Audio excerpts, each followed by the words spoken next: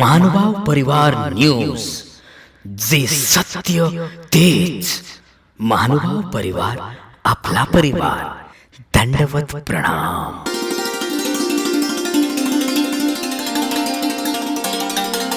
कसमध्ये उपदेशी परिवारातर्फे ST बसने स्थानवंदन यात्रेचे आयोजन.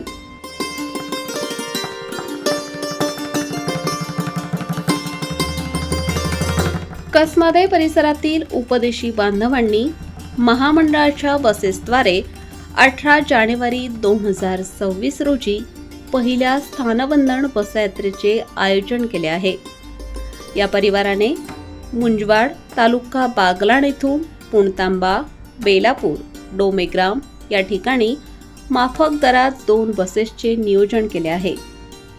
गोदामाईचा भव्य किनारा लाभलेले श्रीरामपूर तालुक्यातील डोमेग्राम अर्थात कमलपूर हे महानुभाव पंथाचे काशी समान मानले जाणारे महास्थान असून सर्वज्ञ श्री चक्रधर स्वामींचे या ठिकाणी 10 महिने वास्तव्य होते. लीळा चरित्र या पहिल्या मराठी ग्रंथाचे लेखक माहीम भट यांची प्रथम भेट देखील याच ठिकाणी झाली. या भेटीतून माहीम भटांनी जीवाचा उद्धार करणारा परमेश्वर म्हणजेच श्री चक्रधर स्वामी हेच आहेत अशी त्यांना प्रचिती आली व त्यांनी महानुभाव पंथाची दीक्षा घेतली. माहीम भट हे षडशास्त्र संपन्न विद्वान पंडित होते. त्यांनी अनेक शास्त्र आणि पुराणांचा अभ्यास केलेला होता. या गोष्टींचा त्यांना गर्व देखील होता. परंतु आपले ज्ञान जीवाच्या उद्धारासाठी उपयोगाचे नाही हे लक्षात आल्यावर त्यांनी श्री चक्रधर स्वामींच्या विचारांनी प्रेरित होऊन अनुसरण घेतले.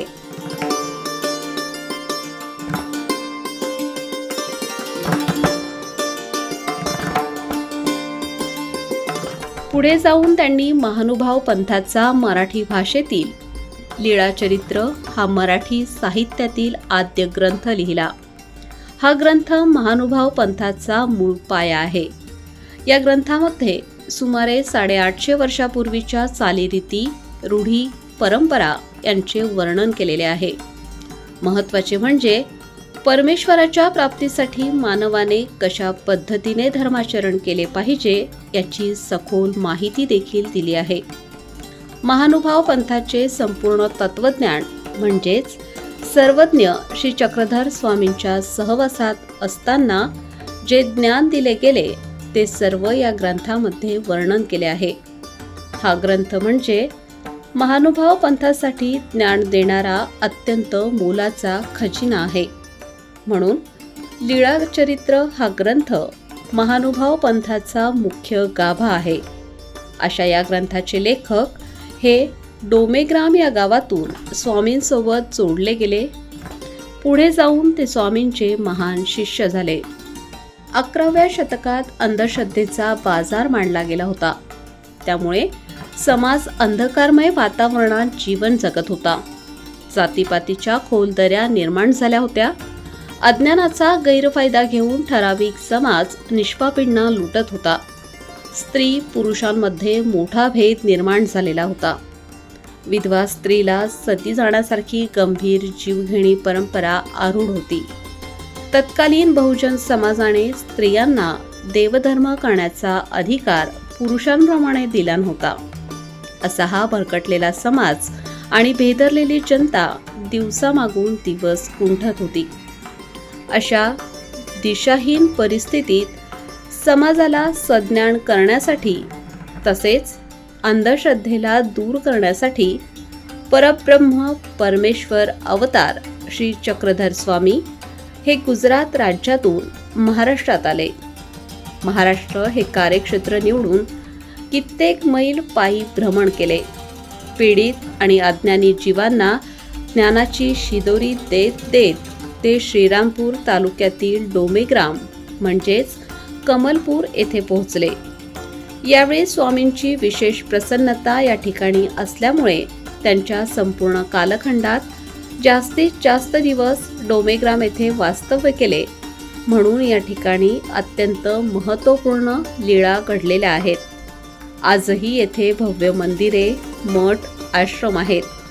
अखंड भारतातून तसेच परदेशातून सुद्धा पंथीय अनुयायी स्थानवंदन करण्यासाठी येथे येत असतात.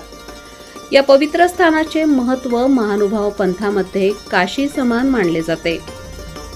अशा महत्त्वाच्या ठिकाणी स्थानवंदन करण्यासाठी कसमादे उपदेशी परिवाराची पहिली बस यात्रा दिनांक 18 जानेवारी 2026 रोजी मुंजवाड तालुका बागलाण येथून निघणार आहे.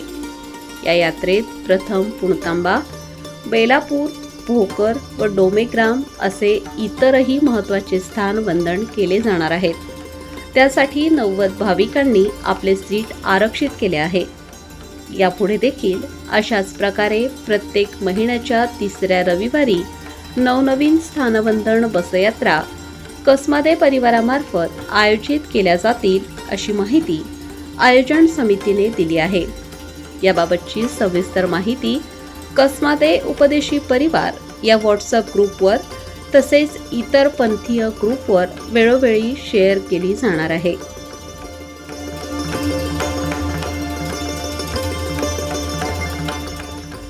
आजच्या या बातमीपत्रामध्ये इथेच थांबूया. पुन्हा भेटूया पुढील बातमीपत्रात. तोपर्यंत सर्वांना माझा दंडवत प्रणाम.